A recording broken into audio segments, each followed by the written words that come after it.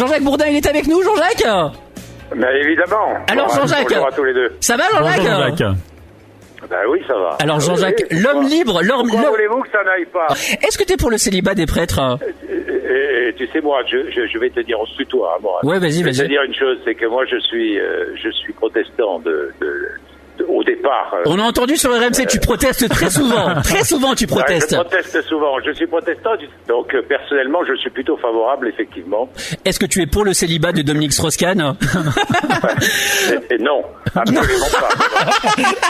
Bon. Attends, ça le rendrait... Non, il serait malheureux. Je veux savoir si, des fois, tu sais, quand il y a une très belle femme politique en face de toi, et des fois, elles te font elles te font des réponses à rallonge, il n'y a pas une fois où tu dis, putain, mais elle est quand même bien gaulée, la petite Barbara Pompili, hein?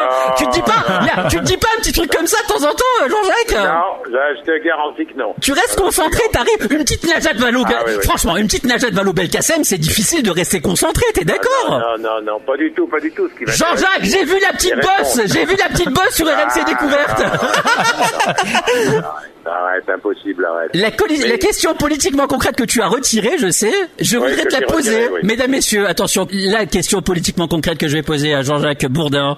Comment s'appelle le président mexicain? Il doit s'appeler Ramirez, non? Non.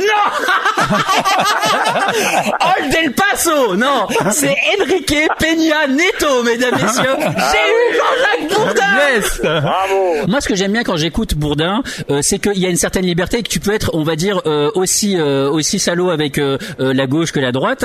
Quand j'écoute, par exemple, El Kabach sur Europe 1, comment peut-il encore être crédible, entre guillemets, parce que quand j'écoute ce mec-là, 3 minutes, je sais pour qui il vote. C'est pareil pour Catherine Ney sur Europe 1, toujours malheureusement. Pourtant, c'est une station qui fait bien son taf. Je trouve que, en fait, Catherine Ney, par exemple, pour moi, c'est la deuxième femme de Nicolas Sarkozy. C'est la deuxième femme de Nicolas Sarkozy. Il faut être très clair. Moi, je serais paparazzi. Chez Closer, je planque en bas de chez elle. Et un jour, petit va se pointer avec des mini capotes. Ça sera Nicolas Sarkozy.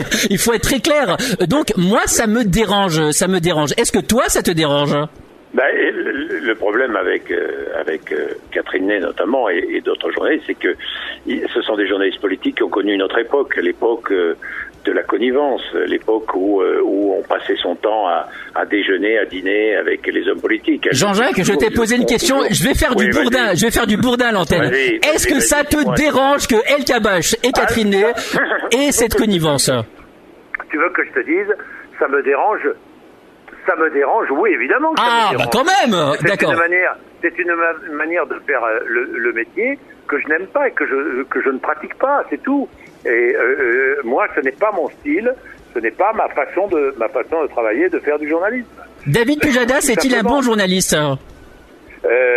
Oui, franchement, oui, parce que je trouve qu'il pose de bonnes questions et il est assez pugnace. Pas dans ses journaux parce qu'il n'a pas le temps. Il a 6-7 minutes d'interview, mais dans son émission du jeudi soir, oui, je trouve que c'est pas mal, oui. Yves Calvi est-il un bon journaliste? Oui, c'est un bon intervieweur, mais c'est pas un intervieweur politique, c'est un autre style. T'as eu une histoire avec Canteloup, donc... Non, aucune, c'est lui qui m'imite, quel honneur. J'ai la chance d'être Guignol et d'être imité par Canteloup. Qui peut faire mieux? Quel palmarès? Je suis heureux, très bien, c'est formidable. Est-ce que ça te fait marrer en fait, Canteloup? Moins que les Guignols. Les Guignols. Oui, mais moins que les Guignols, mais ça me fait marrer.